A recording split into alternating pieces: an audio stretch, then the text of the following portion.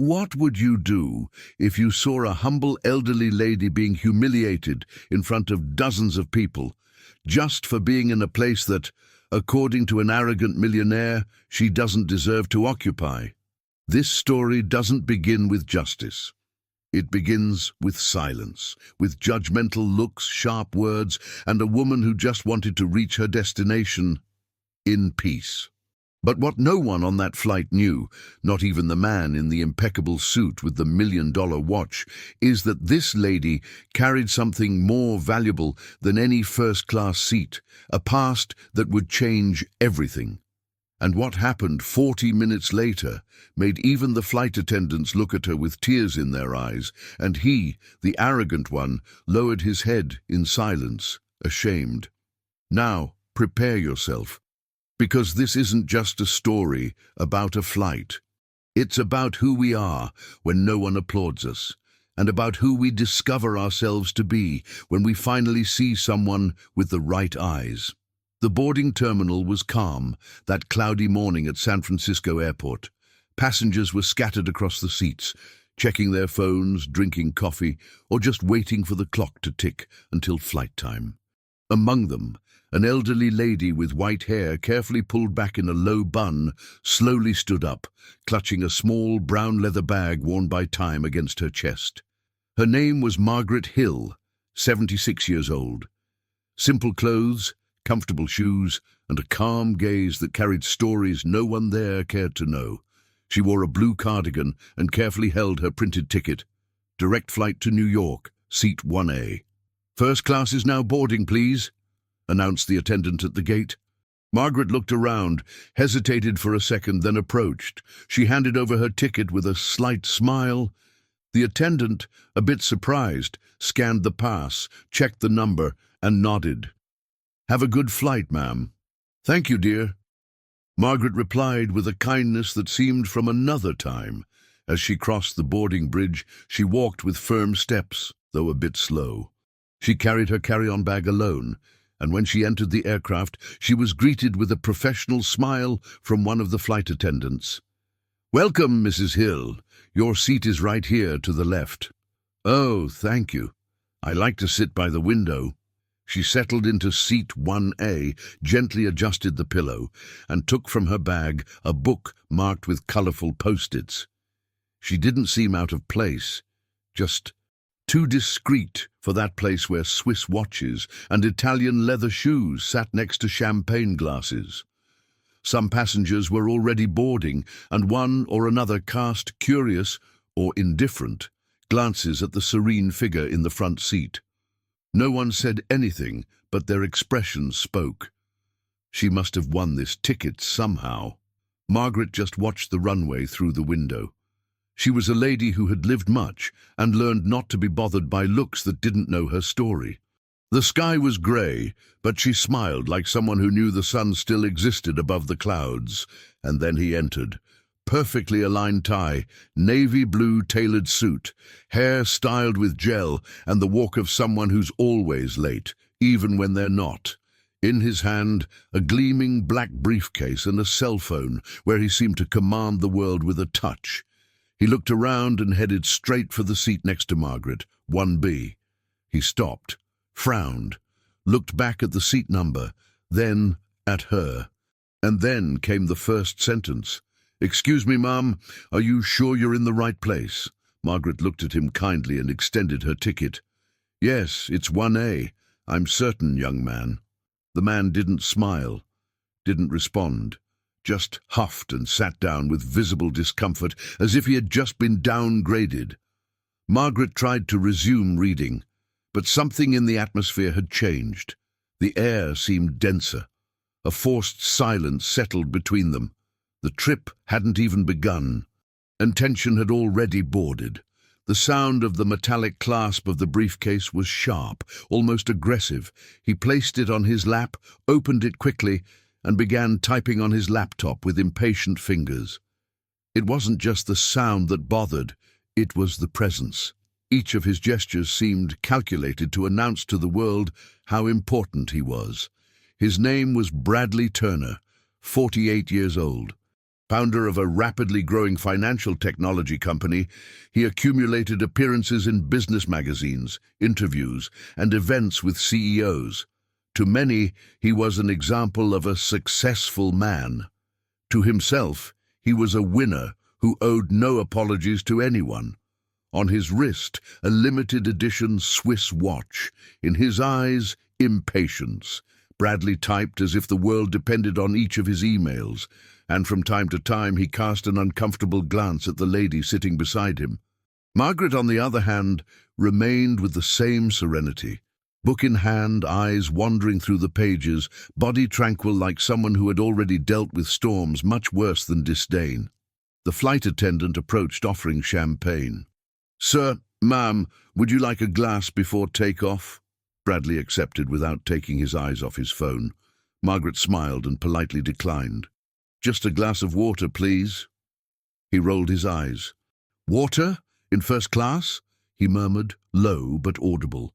The flight attendant maintained her professional smile and walked away. Margaret pretended not to have heard, but those who were nearby, especially the passenger in seat 1C, noticed. The woman, a middle-aged executive, observed Bradley's posture with some discomfort. "First time in first class?" he suddenly asked without looking at Margaret. "No, I've been here a few times." She replied, maintaining her serene tone. "Ah, I see. Miles program, perhaps?" It was a comment with venom. She smiled. "Not exactly." Bradley returned to his laptop, but something bothered him.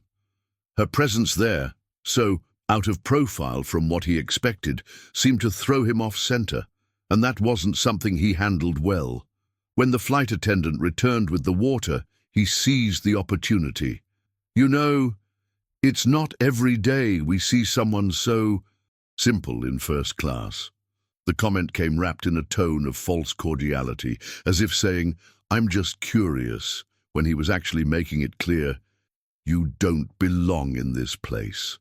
Margaret stopped reading, closed the book carefully, took a deep breath. "Are you going to visit someone in New York?" he insisted, like someone questioning without asking. "I'm going to an event, an annual meeting, actually." "Oh, family? Church, maybe?" "No. Former employees of the old emergency medical unit in Oakland." For a moment he seemed confused. "Medical unit? Were you a—" "Head nurse," she replied without hesitation. Bradley didn't know what to say. He tried a smile that died before forming. She returned to her book. The flight attendant interrupted the moment with the announcement that boarding had finished and the plane was preparing for takeoff. Bradley put his laptop aside with impatience, reclined in his seat, and looked out the window, but now, instead of the airport view, he seemed to see a reflection that bothered him. Because for the first time, he didn't have control of the narrative. Minutes after takeoff, the atmosphere inside the first-class cabin was more relaxed. Soft lights, ambient soundtrack, passengers adjusting their seats. But between seats 1A and 1B, the environment was still cold, not from temperature, but from the silent tension between Bradley and Margaret. He pretended to read reports on his laptop.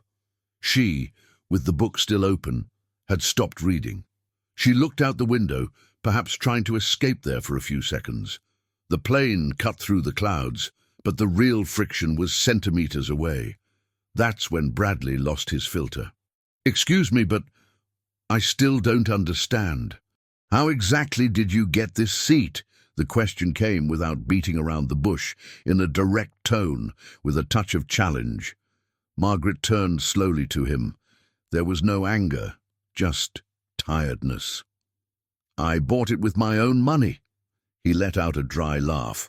"With all due respect, it doesn't seem like it." Some nearby passengers looked discreetly. One of them, a young man in a grey jacket in seat 2A, raised his eyes from his headphones and observed the scene. The flight attendant in the aisle, who until then was arranging trays, froze for a second upon hearing the comment. Margaret hesitated and replied quietly, "Apparently, appearances are deceiving." Bradley shook his head, impatient. The issue isn't appearance, it's logic. Do you have any idea how much this seat costs? Just the wine served here cost more than that cardigan of yours. She looked at her own sweater, then at him. I know the price. But I know even more the value of every penny I paid. Bradley leaned back in his seat, crossing his arms. You know, there are people waiting years for a promotion to be able to experience this. And then they put just anyone in this place. It loses its value. The sentence hung in the air like a blade. The lady closed her book carefully. I understand, she said simply. It was at that moment that the flight attendant approached. Is everything all right here, Mr. Turner? She asked delicately, but with attentive eyes. Yes, I'm just curious about how the company is selecting passengers for first class, that's all. She didn't respond, just forced a professional smile. Bradley then turned directly to Margaret. If you want, I can ask them to find another place for you. Maybe there's some mistake. She stared at him for a second, and it was at that instant that something in the air changed. Margaret slowly stood up, opened her small bag, took out a folded paper, and handed it to the flight attendant. This is the purchase receipt.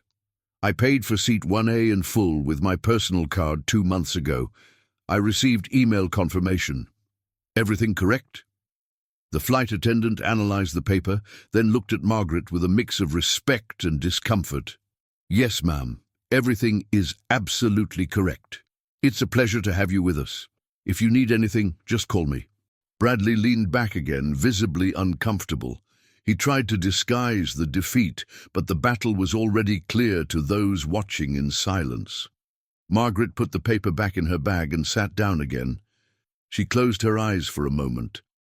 And while the plane crossed the skies, thousands of feet high, a truth hovered in the air, invisible to Bradley's eyes, but clear to everyone else.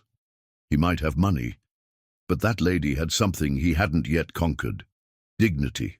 The plane continued its course above the clouds, but the atmosphere in first class still seemed to weigh more than normal. No one spoke loudly. There was something in the air, a type of discomfort that only arises when someone crosses an invisible line of respect. Margaret remained silent. With her hands on her lap and eyes turned to the window, she let time speak for her. There was no embarrassment in her posture. There was strength.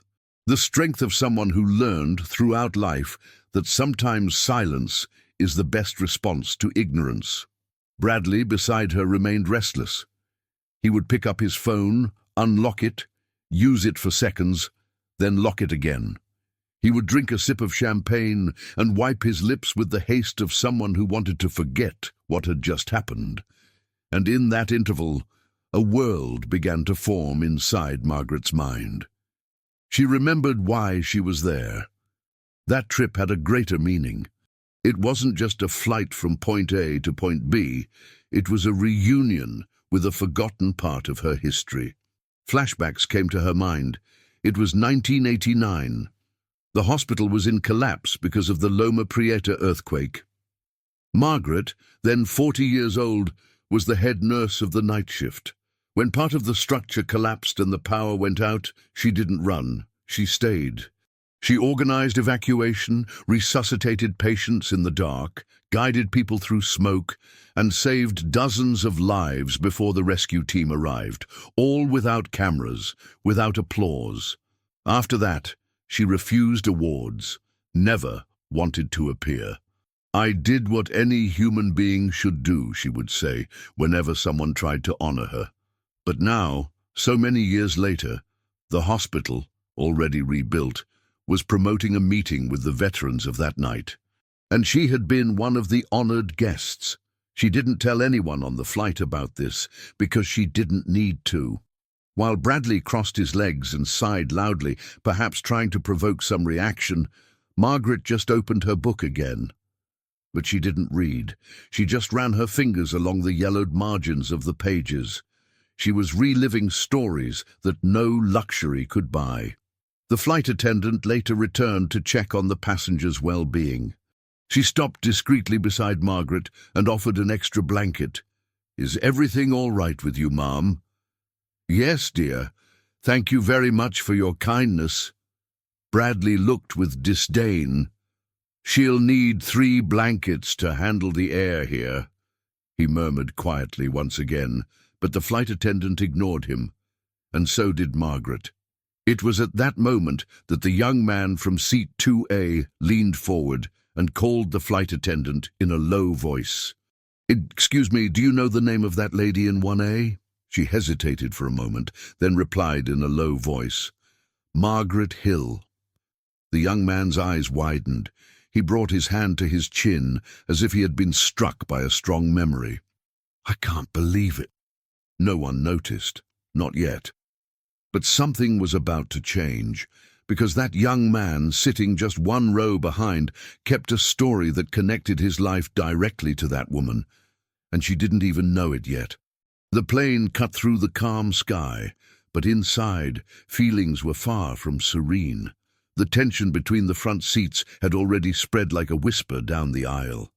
There were no screams, no scandal, but the discomfort was clear. Bradley's words echoed, even after being said. Not just because of the rudeness, but because of how he had reduced a person to appearance. The lady beside him had already become more than a passenger. She was, to attentive eyes, a symbol of ignored dignity. Most of the other passengers chose silence, out of fear, out of embarrassment, or because, as happens so many times in life, it's easier not to get involved.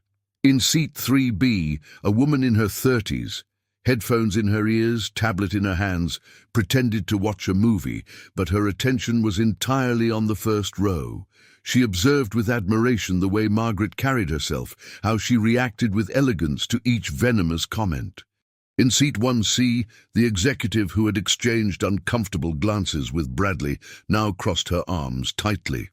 It was evident that she was bothered by what she had heard, but she also said nothing. Her eyes stared at the seat back in front, but her mind seemed in conflict. And the young man from 2A, he couldn't contain himself anymore. His name was Daniel, 27 years old, graphic designer, traveling to New York to visit his parents. But upon hearing the name Margaret Hill from the flight attendant's mouth, a whirlwind of memories hit him like lightning. He remembered his father telling, repeatedly, the story of the night he almost died. The building where he worked partially collapsed during the 1989 earthquake. He was trapped for hours, not knowing if he would come out alive.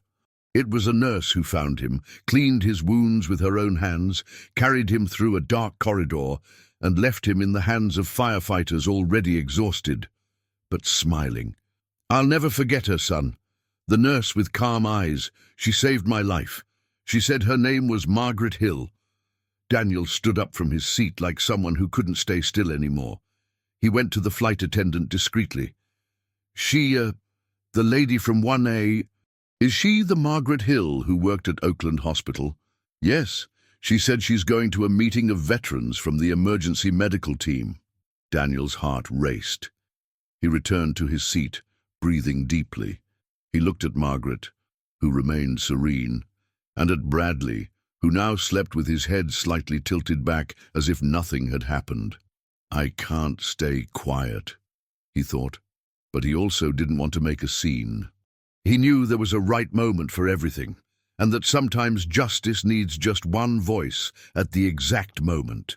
Meanwhile, Margaret rested with half-closed eyes, but her mind didn't rest. She felt the looks. She knew she was being judged. Not for what she was, but for what they seemed to think she wasn't. Still, she resisted, in silence. Because some don't need to raise their voice to prove their greatness. They simply exist with integrity while the world tests their limits. And the test was about to turn. The plane flew over the American Midwest when Daniel, the young man from seat 2A, gathered courage. He stood up carefully, took a deep breath, and approached the front row. He didn't want to draw attention, but there was something stronger than fear, the feeling that this moment needed to be lived and honored. He bent slightly toward Margaret. "Excuse me," Sorry to bother you, ma'am. But by any chance, did you ever work as a nurse in Oakland in the late 80s? Margaret turned slowly, surprised by the question. Yes, I stayed there for almost 30 years. Why? Daniel hesitated for a second, feeling a knot in his throat. My father. He always talked about the night of the earthquake. He said he was trapped in the rubble and that a nurse rescued him. He said he never forgot her name. Margaret Hill. She smiled, this time with a different sparkle in her eyes. Was his name Joseph? Yes, Joseph Carter. Do you remember him? Margaret nodded.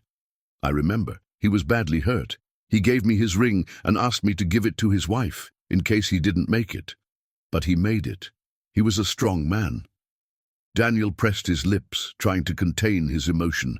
He told me that story so many times. He said you were an angel that day, that he never had a chance to thank you.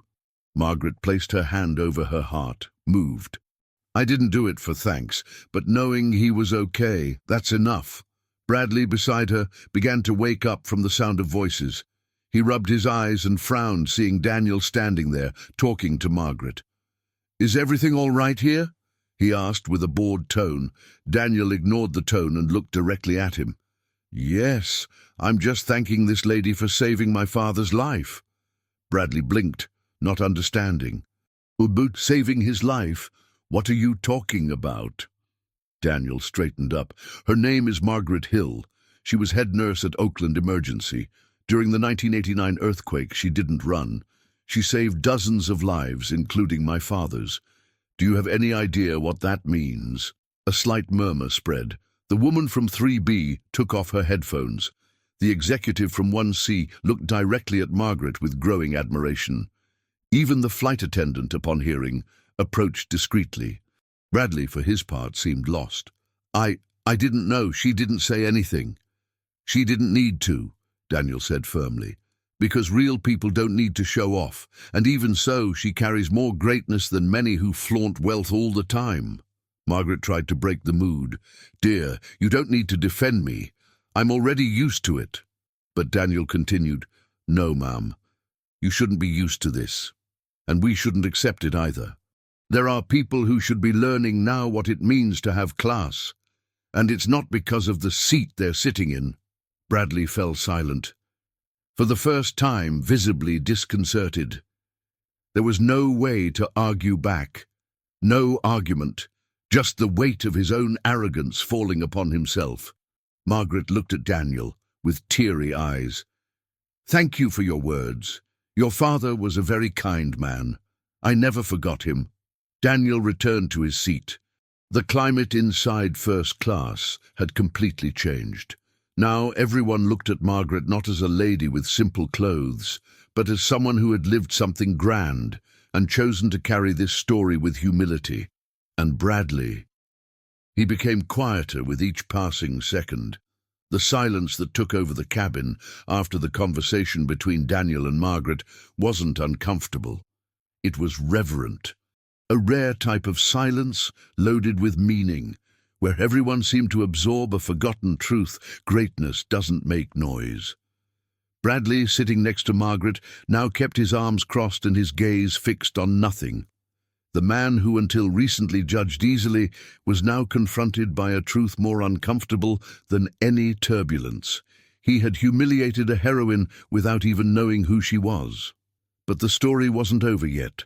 Minutes later, during the in-flight service, the flight attendant with an emotional look approached Daniel. Excuse the intrusion. What you said to that lady was very beautiful. She deserved it. My father always told me he was alive because of her. The flight attendant nodded and walked away, but something had ignited inside Daniel. He didn't just want to thank, he wanted everyone to know. So with a firm voice he stood up and turned to the other first-class passengers. Excuse me, everyone. Sorry to interrupt, but I need to say something. Some heads turned, others took off their headphones. Bradley stiffened in his seat. This lady here beside me is named Margaret Hill. She's not here by mistake. She's here because she deserves it, more than many of us. Eyes turned to Margaret, who tried to smile, clearly uncomfortable with the attention. She was head nurse at Oakland Hospital during the 1989 earthquake. While many people ran to save their own lives, she stayed. She saved patients, carried the wounded in her arms, and ensured that dozens of families didn't have to bury their loved ones. A woman from row 3D brought her hand to her mouth.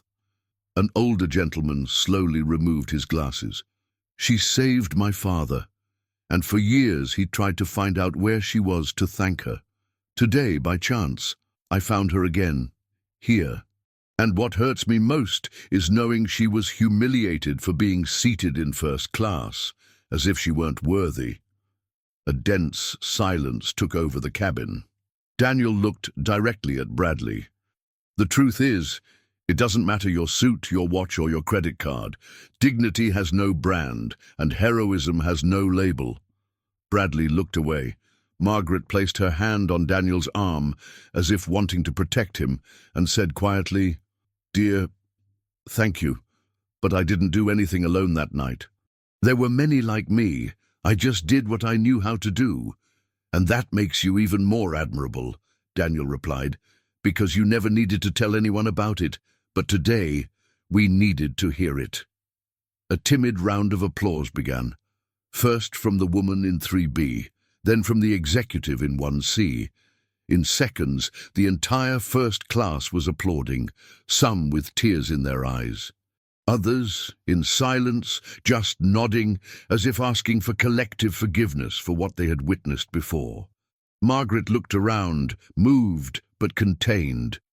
That wasn't what she sought, but she knew the value of the moment. And Bradley? He couldn't applaud. His hands were motionless, his eyes fixed on the floor. For the first time, he understood that there was something money could never buy: respect that comes from truth. The applause dissipated like gentle waves. One by one, passengers returned to their seats, but now with something different in the air. It was no longer just respect. It was silent admiration, the kind that comes when someone is finally recognized, not for showing off, but for being genuinely great. Margaret maintained her discreet smile, without showing vanity. She accepted the gestures with gratitude, but with her eyes still turned to the window. For her, recognition was beautiful, but what really mattered wasn't the applause. It was knowing that even after so many years, someone still remembered what was done out of love and duty. And there, in the seat beside her, Bradley sank into deafening silence. His body remained motionless, as if each of his gestures was under judgment. He avoided any eye contact. The arrogance that once occupied every gesture now seemed to have evaporated, leaving in its place a man disconnected from his own humanity. For the first time, Bradley had to see himself through others' eyes, and he didn't like what he saw. The woman in seat 1C, who before ignored his presence, now looked at him firmly with a slight tone of contempt. Young Daniel, back in his seat, observed in silence, without resentment, just with the tranquility of someone who defended what was right. And the flight attendants, discreet, changed the way they interacted with Margaret, a small touch on the shoulder when passing, a more genuine smile when delivering a glass of water. It was subtle, but it was visible. She had won everyone's heart. Bradley, still motionless, mentally replayed every phrase he had said. Like a movie, he remembered the moment he judged her clothes, the way he offered help to find another seat, the insinuation about her not belonging in that seat. And now, all of that weighed heavily. The flight attendant approached with a new round of drinks and bent slightly. "Would you like anything else, Mrs. Hill?" "Just some tea, dear. If you have chamomile, I'd appreciate it." Bradley looked at her, and for the first time, his expression didn't carry arrogance. It carried shame, a raw, bitter, disconcerting shame. He opened his mouth, as if to say something, but gave up. Maybe he wasn't ready yet.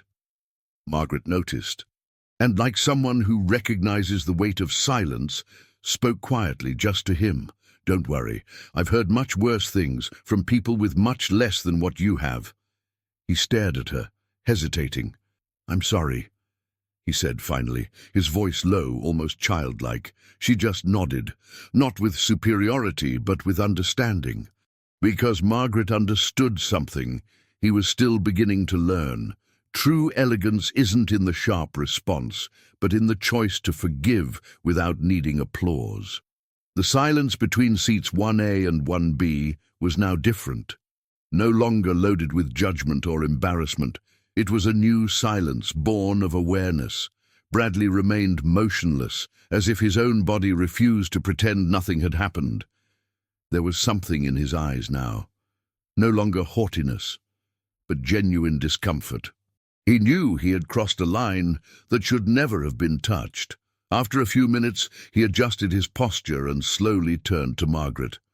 His voice, now without the sarcastic tone, was hesitant, like someone stepping outside their own ego for the first time in a long time. I wanted to say that I'm ashamed. Margaret, still with her hands on her lap, turned to him with the same calm she had maintained the entire time. Udanim. I appreciate you acknowledging that, she said with a kindness that seemed to disarm any defense. Bradley lowered his eyes. I have no excuses. I just saw someone who didn't match what I expected to find here, and I drew conclusions, quick ones, wrong ones. Margaret kept her gaze. There was no harshness in it. There was deep wisdom from someone who had already dealt with this type of attitude many times. I understand. This happens every day. But do you know what saddens me most? What? He asked, almost whispering. It wasn't the way you spoke to me. It was the fact that no one around said anything. Bradley fell silent. That hit him like a truth he couldn't refute. That's how prejudice stays alive, not by the ignorant person's shout, but by the silence of good people. He nodded slowly. I was arrogant. I have everything money can buy except humility. And you showed me that without needing to raise your voice. She smiled gently. Life takes care of teaching. The question is, will you listen or keep chasing titles and thrones that mean nothing when the lights go out? Bradley took a deep breath. He seemed to absorb those words, like someone who, for the first time, recognized their own blindness. Can I ask you a question, Margaret? Of course. Why didn't you ever tell your story? Why didn't you say who you were when I treated you that way? She looked out the window before answering. Because if I had to prove who I am every time someone judged me by appearance, I wouldn't have time to live, and more. I never wanted my story to be currency to demand respect. I prefer that people treat me well by choice, not by obligation. Bradley fell silent, with moist eyes. You deserve much more than this seat. You deserve a place in history, she smiled slightly. I don't seek history, just peace. At that moment, the flight attendant returned with the tea. She noticed the atmosphere and served with even more visible care. Margaret thanked her, and Bradley, without asking for anything, just said, "Thank you too, for everything." The flight attendant walked away with a slight smile. The apology had been made, but more than that, it had been felt. And Margaret, with all her simplicity, had done what few can, transform arrogance into regret, without raising her voice, without placing herself above anyone. The flight continued smoothly, but what was happening inside that first-class cabin was anything but common. It wasn't just a displacement between cities, it was a journey of transformation, and the most beautiful landscape wasn't outside, but on the faces of people who now looked at Margaret with new eyes. Bradley, after the apology, remained quiet, not out of pride, but out of respect. It was the first time in a long time that he simply didn't need to occupy the center of everything. Maybe he was learning, right there, the value of being quiet to listen. Daniel, the young man from seat 2A, could no longer return to reading. His eyes fixed on Margaret with sincere admiration. He briefly conversed with the flight attendant in low tones, like someone elaborating an idea. Minutes later, he stood up again, He went to Margaret and with a smile full of humility said, "Mrs. Hill, I would like to switch seats with you." She looked at him surprised. "But why? We're almost there." "Because my seat has more legroom, and honestly, you deserve a little more comfort. Considering everything you've been through, it's the least I can do." She hesitated. "You don't need to do this, dear. I'm fine here." "I insist," the flight attendant beside them confirmed. "He asked me to authorize it, and we even managed to prepare the seat with more pillows." Margaret laughed, moved. "You're spoiling me. After everything you've done for the world, maybe it's time for someone to do a little for you." The passengers around listened, and they began, one by one, to move. A woman offered chocolate. Another gentleman handed over a poetry book saying, "It's light but beautiful, like you." The executive from 1C extended an elegant handkerchief. "It belonged to my mother. She said strong women should wear it. Today, I want you to keep it." Margaret, now visibly touched, accepted each gesture with the delicacy she had always had. But inside her, a mix of surprise, gratitude, and emotion stirred like few times in her life. As she settled into the new seat, with Daniel's help, she looked around. For years, she had been invisible, a common face in the crowd. But that day, among luxurious seats, she had become visible for what she always was, and not for what she wore. Bradley, observing everything, slowly stood up. He approached her new seat. With still timid eyes, he handed over a small card. "It's my number. If someday you want, I would like to help your cause, or hear more of your story." Margaret took the card carefully. "Thank you. I don't know if I have a cause, but I like to talk." He smiled, embarrassed. "And I would love to learn more from someone who really matters." And then he returned to his seat, for the first time sitting down like an ordinary man. The clouds began to dissipate on the horizon, revealing the distant skyscrapers of New York. The flight was about to end, but for many inside that cabin, it was the beginning of something new. A new way of seeing, thinking, feeling. Margaret, now in Daniel's seat, looked out the window like someone contemplating more than a city, contemplating the rare chance to be recognized not for titles, but for humanity. And she did so with the same simplicity as always, without expecting anything, without demanding anything. The flight attendant made the announcement, "Ladies and gentlemen, we are beginning our descent procedure. Please make sure your seatbelts are fastened and your belongings are stored." Bradley already had everything in order. He hadn't returned to touching his laptop nor his documents. He had spent the last hour simply observing. For the first time, he wasn't in a hurry. The flight that began with arrogance was ending with introspection. When the plane gently touched the runway, a slight murmur ran through the passengers. It wasn't relief, it was reverence. It was as if everyone had lived something special there, something that wasn't on the tickets nor in the in-flight service. When they stopped at the gate, passengers began to stand up. Daniel was the first to offer help for Margaret to get her bag. Others approached to wish her a good trip. The flight attendant, who treated her just as Mrs. Hill, now called her our heroine. "I wish you a wonderful meeting at the hospital, Margaret. They must be very happy to see you again." "I'm excited too. It's been years since I've seen some of them." It's going to be special for sure." Bradley, for his part, remained silent until the end, but when he stood up, he made sure to wait for everyone to pass. When Margaret passed by him, he opened the way with a respectful gesture and said quietly, "I still have a lot to learn. Thank you for starting this lesson." She smiled and nodded. "You've already taken the first step, young man. That's more than many can do." Already in the terminal, Margaret was received by a small hospital team with flowers and a sign, "Welcome back, Nurse Hill." Some colleagues from the old team hugged her with tears in their eyes. Bradley stood at a distance, watching, and at that instant, He did something he never did. He turned off his phone. He put his watch in his pocket and walked away, slowly. On the way, he was the one who stopped to hold the door for an elderly lady who was struggling. And when an airport employee passed carrying a tray, he said, "Thank you for your work. We forget how you make everything function." The employee smiled, surprised. Was he a new man? Not yet, but he had begun to listen to the world with different ears. 2 weeks later, on Bradley Turner's company's internal website, a text appeared discreetly in the CEO's Messages tab. It had no photo, no institutional tone. It was simple, almost personal.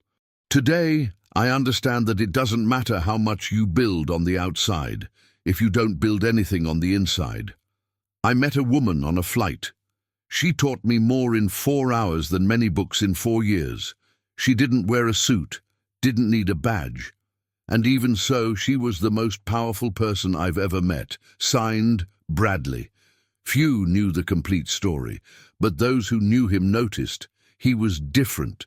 He began to listen more, interrupt less, to thank without irony.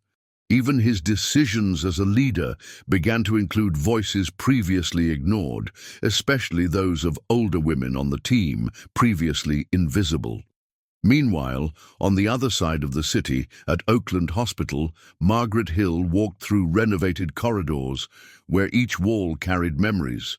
Photos of the old emergency room, letters from saved patients. And now, a new plaque. Resuscitation Room, Nurse Margaret Hill, in honor of the silent courage that saved lives in times of chaos. She didn't want a speech. She just asked for coffee with colleagues and a few minutes to visit the old sector where she worked. Upon leaving, a young nurse followed her. "Mrs. Hill, can I ask you something?" "Of course, dear. How did you manage to do so much without ever needing to impose yourself?" Margaret smiled with tenderness. "Because I didn't want applause. I just wanted to do what was right. And what's right doesn't need an audience." The nurse fell silent, absorbing that lesson. At the hospital exit, Margaret passed by a photo mural. There, among so many images faded by time, there was one in black and white, of her still young, holding a patient's hand. Daniel and his family had sent the image to be displayed there. Next to the photo, a small phrase engraved in bronze. "Not every hero wears a cape. Some just extend their hand." Margaret walked to the taxi with the calm of someone who doesn't need to prove anything else. And somewhere in New York, a man in a blue suit now walked more slowly, with a less anxious gaze, like someone who finally understood that the world has much more to teach when we learn to listen. Not all heroes wear capes. Sometimes they're sitting silently beside us, with wrinkles on their faces and stories they never told, not because they're unimportant, but because they never needed recognition to do what was right. Margaret Hill didn't want applause. She wanted peace. But she ended up teaching everyone on that flight, and all of us, a precious lesson. Respect isn't measured by appearance, and dignity has no class. Bradley started that day believing money was synonymous with worth, but he ended the trip understanding that life's greatest luxury is seeing others as they really are. Maybe true first class isn't made of wide seats or exclusive menus, but of attitudes that elevate those beside us. And you, when was the last time you looked at someone beyond appearances? Isn't it time to listen to more stories before making judgments? Because maybe, just maybe, the most magnificent person in the room is the one who speaks less, but lives more with their heart.